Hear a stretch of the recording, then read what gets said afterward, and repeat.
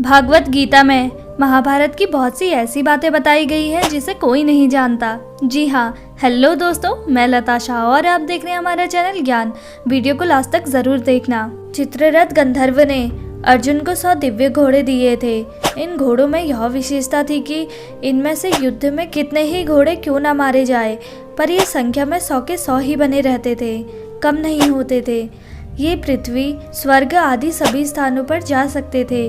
इन्हीं 100 घोड़ों में से सुंदर और सुशिक्षित 4 सफेद घोड़े अर्जुन के रथ में जुटे हुए थे। एक बार यज्ञों में आहुति रूप से दिए गए घी को खाते खाते अग्निदेव को अजीर्ण मतलब बदहजमी हो गई थी। इसलिए अग्निदेव खांडव वन की विलक्षण जड़ी बूटी खाकर जलाकर अपना अजीर्ण दूर करना चाहते थे, परंतु देवताओं के द्वारा खांडव वन की रक्षा की जाने के कारण अग्निदेव अपने कार्य में सफल नहीं हो पा रहे थे। वे जब खांडव वन को जलाते तब इंद्र वर्षा करके अग्नि बुझा देते थे। अंत में अर्जुन की सहायता से अग्नि ने उस पूरे वन को जलाकर अपना अजीर्ण दूर किया और प्रसन्न होकर अर्जुन को बहुत बड़ा रथ दिया।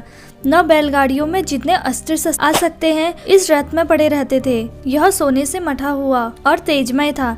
इसके पहिए बड़े ही दृढ़ और विशाल थे। इसकी ध्वजा बिजली के समान चमकती थी। वह ध्वजा 1 योजन 4 कोस तक फहराया करती थी। इतनी लंबी होने पर भी इसमें ना तो कोई बोझ था, ना यह कहीं रुकती थी, वृक्ष आदि में अटकती थी। इस ध्वजा पर हनुमान जी विराजमान थे।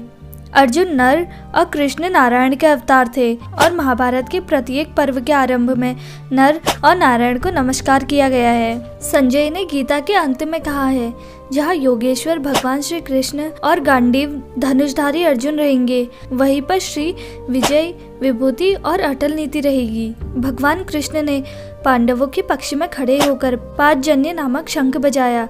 भगवान ने पांचजन्य नामक शंख रूपधारी दैत्य को मारकर उसको शंख रूप में ग्रहण किया था, इसलिए शंख का नाम पांचजन्य हो गया।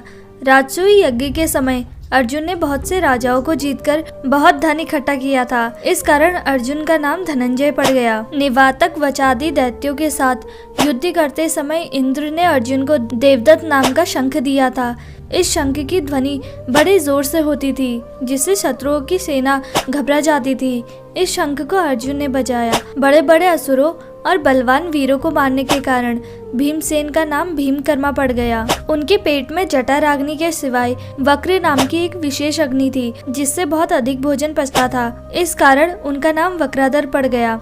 ऐसे भीमकर्मा वक्रोदर भीमसेन ने बहुत बड़े आकार वाला पौंड्र नामक शंख बजाया। महारथी शिखंडी बहुत शूरवीर था।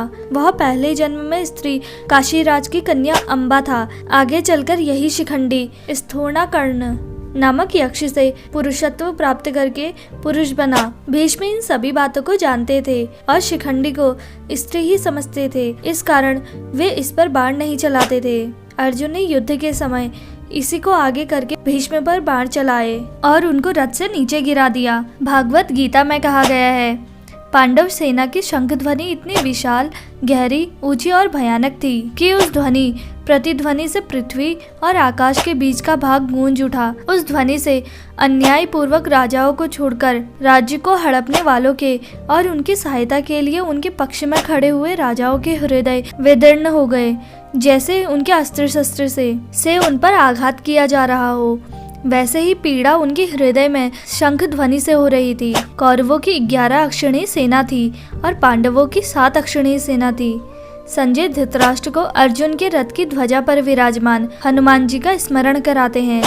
जब पांडव वन में रहते थे तब एक दिन अचानक वायु ने एक दिव्य सहस्त्र दल कमल लाकर द्रौपदी के सामने डाल दिया।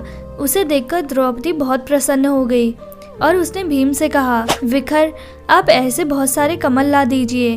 द्रौपदी की इच्छा पूर्ण करने के लिए वे वहाँ से चल पड़े। जब वे कदली वन में पहुँचे तब वहाँ उनकी हनुमान जी से भेंट हो गई। उन दोनों की आपस में कई बातें हुई। अंत में हनुमान जी ने भीम से वरदान मांगने के लिए कहा, तो भीम ने कहा, मुझ पर आपकी कृपा बनी रहे। इस पर हनुमान ने कहा, जिस समय तुम बाण और शक्ति के आघात से व्याकुल शत्रुओं की सेना में घुसकर सिंहनाद करोगे, उस समय मैं अपनी गर्जना से उस सिंहनाद को बढ़ा दूंगा। इसके सिवाय अर्जुन के रथ की ध्वजा पर बैठकर मैं ऐसी भयंकर गर्जना किया करूंगा जो शत्रुओं के प्राणों को हरने वाली होगी। जिससे तुम लोग अपने शत्रुओं को सुगमता से मार सकोगे। इस प्रकार जिनके रथ की ध्वजा पर हनुमान विराजमान है, उनकी विजय निश्चित है। अगर आपको हमारी वीडियो पसंद आई तो प्लीज़ इस वीडियो को लाइक और हमारे चैनल को सब्सक्राइब करें।